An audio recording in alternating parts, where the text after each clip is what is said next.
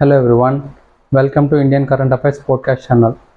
Today we are going to discussing some of very important MCQs related to Indian economy. Let's start the first question. Arrange the following statement, following countries based on their trade value with India in FY 23-24 from low to high.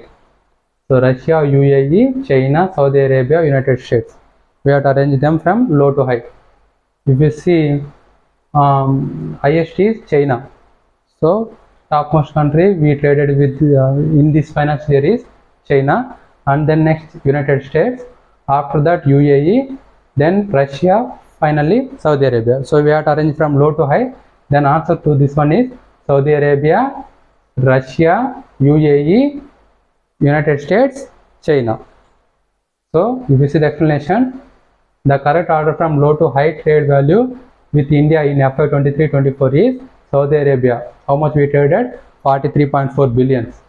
So Russia $65.7 billion, UAE $83.6 billion, US $118.3 billion, and China $118.4 billion. So next question.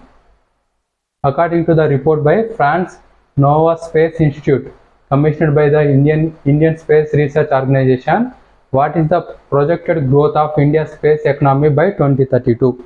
So, under the guidance of ISRO, so France Nova Space Institute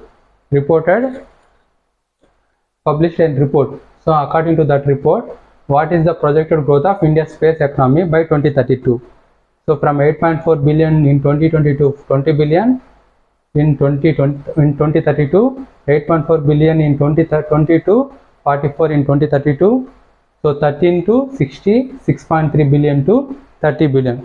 So answer to this one is from 8.4 billion in 2022, 44 billion in 2032. So this is the projected growth in Indian Space Organization, Research Organization. So next one is space economy.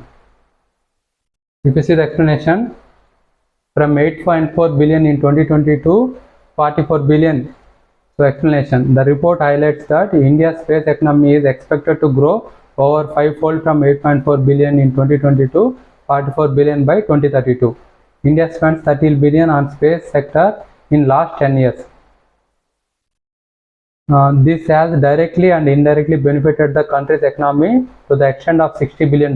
Along with this, 47 lakh jobs have been created. $24 billion worth of tax revenue has been generated through Rodasi programs. So India ranks 8th in the world in terms of space budget. So we have to remember this one. So India ranks 8th in the world space budget. So seedling industries are growing rapidly in this sector. Next question is, what is price gouging? So the practice of lowering prices significantly during high demand, the act of charging excessively high prices for goods or services, especially during emergencies. Next one is the regulation of prices by the government to ensure fairness, the practice of offering discounts to attract more customers, price gouging. So answer to this one is the act of charging excessively high prices for goods or services, especially during emergencies, during lockdown times or any war times. So panic buying is more in that cases. So at that time, the goods or services are keeping at high charges, high prices. So that is called as price gouging. So the act of charging excessively high prices for goods or services, especially during emergency, is called price gouging. So next question is, consider the following statements with reference to the Startup Village Entrepreneurship Program, SVEP, Startup Village Entrepreneurship Program. So SVEP is implemented by the Ministry of Micro and Small and Medium Enterprises. SVEP focuses on providing self-employment opportunities with financial assistance and training in business management. The Indian Institute of Management, Ahmedabad, is the technical support partner of SVEP. So answer to this one is, second statement is correct, first and third are wrong, because SVEP is implemented by the Ministry of Agriculture, Ministry of Rural Development. So not Ministry of Micro and Small Entrepreneurship. So first statement is wrong. So Ministry of Rural Development. Next one is SVEP focus on providing self-employment to opportunities with financial assistance and training in business management. This statement is correct. Third one is the technical support partner was Entrepreneurship Development Institute of India. So it is also in Ahmedabad. So that is the technical support partner for this one. If you see the explanation, SVEP is implemented by the Ministry of Rural Development, not by the MSME Ministry.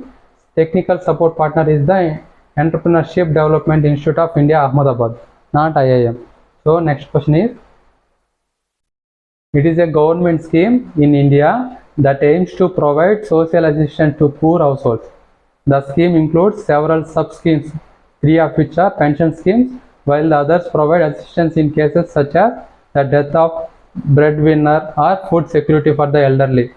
It was launched in 1995 as a centrally sponsored scheme and is focused on ensuring a minimum national standard for social assistance. So, which one of the following describes the scheme? So, which of the following scheme describes about that one? The first one, Pradhan Mantri Jan Dhan Yojana, National Social Assistance Program, MGNREGA, Pradhan Mantri Awas Yojana. So answer to this one is National Social Assistance Program. So the given description is about National Social Assistance Program. The National Social Assistance Program was launched in 1995 to provide social assistance to poor households with the sub-schemes including pensions and other forms of support. So next question, the Global Development Compact recent in the news is related to the affairs of climate change mitigation strategies, trade and capacity building for developing countries, global health pandemic preparedness, cyber security initiatives in international relations. So Global Development Compact is related to trade and capacity building for developing countries. So B is the right answer. The Global Development Compact focuses on trade, capacity building, technology sharing, and trade negotiations training for developing countries, aimed at fostering sustainable development. So next question, which of the following is incorrect regarding the periodic labor force survey? First one, it was launched by the National Statistical Office in April 2017. It estimates employment and unemployment indicators in both rural and urban areas annually. The survey is conducted by the National Sample Survey Office under the Ministry of Labour and Employment. Fourth one, the indicators include the workers' population ratio, labour force participation rate, and unemployment rate. So which of the following statements are correct? So first statement is correct, second statement is correct, last statement is correct, but this statement is wrong because this survey is conducted by NSO. It comes under Ministry of Statistics and Program Implementation. So C is wrong. PLFS is conducted by the National Statistical Office and it operates under the Ministry of Statistics and Program Implementation, not the Ministry of Labour and Employment.